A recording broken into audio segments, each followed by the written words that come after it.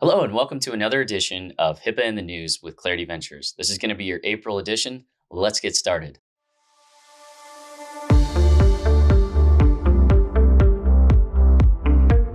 So, just to kick things off, for this particular edition of Hipaa in the News, we want to dive into some actual responses from the OCR for particular practices, covered entities that are having issues and they were fined or they were penalized or they agreed to a settlement with the OCR. Now, there are three in particular that we're going to highlight here today. We do want to point out that there are a lot of additional resources that we provide around Hipaa that are Hipaa checklists, Hipaa guidelines and best practices, master classes on how to ensure that your business is following Hipaa, and just detailed webinars that we conduct, etc. So if you would like to sign up for those or register or get access to any of those, please feel free to take a look at our website and we'll be happy to provide that information to you. You can also leave a comment in the comments section, review the description, and we'll be happy to make sure you get what you need so you can access that helpful information. We thought this would be really interesting though, just to kind of see some of the different fines and settlements that are happening day to day with the OCR and basically just kind of dig in so you get an idea. Now you can see from this particular slide that a North Carolina patient left a negative Glassdoor review. And unfortunately, the dentist in charge of that covered entity responded, included the name of the patient and what they were being treated for. And then the patient filed a complaint with the OCR, and the OCR recognized the complaint and fined the dentist $50,000 for violating that patient's Hipaa rights. So the problem was the dentist actually took Hipaa data, the patient's name and what their symptoms were, what they were being treated for, etc., and they posted that publicly. So that is pretty cut and dry Hipaa violation there. But it probably felt, justified possibly to the dentist. They might have been frustrated and maybe trying to respond defensively to a Glassdoor review. This is a pretty tough situation.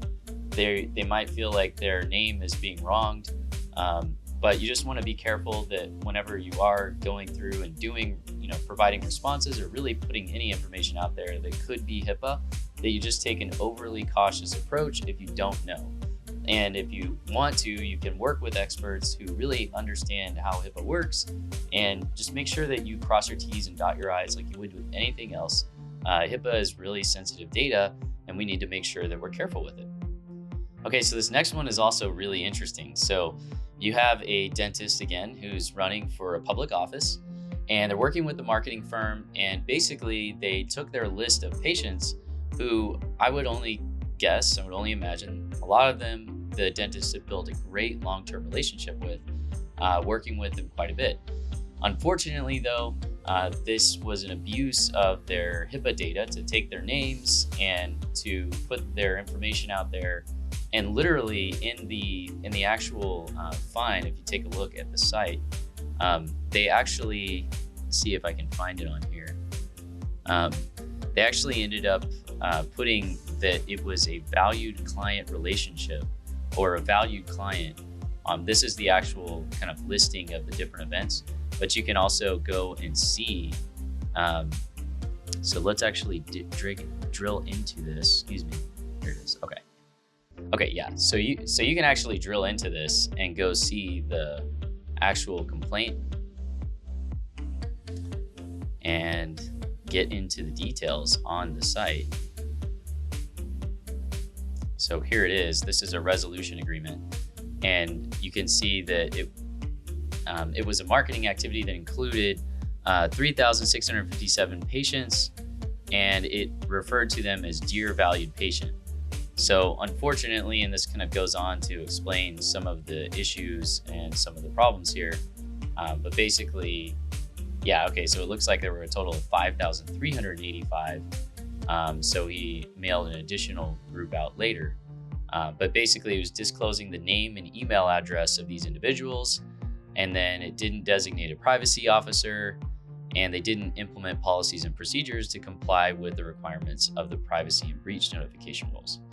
So it's kind of a list of things that the OCR was able to really kind of pursue here. OCR, again, Office Office of Civil Rights, or Office for Civil Rights rather. And they are the ones who are enforcing Hipaa.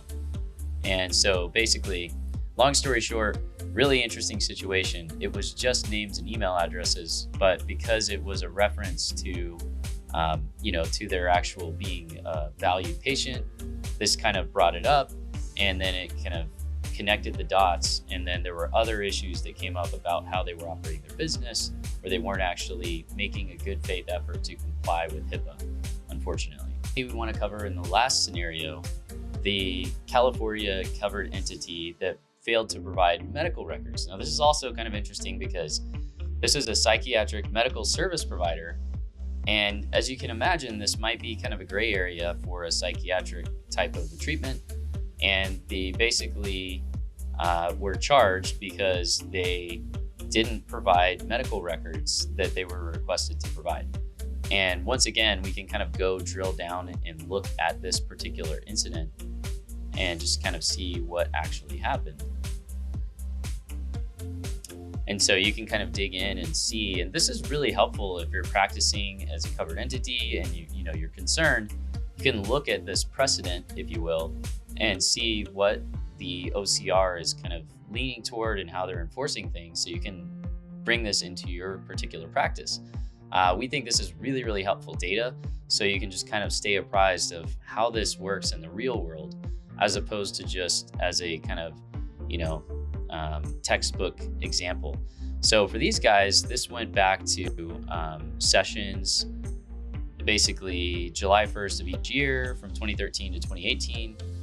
And essentially, all of these medical records essentially were not provided in a timely fashion.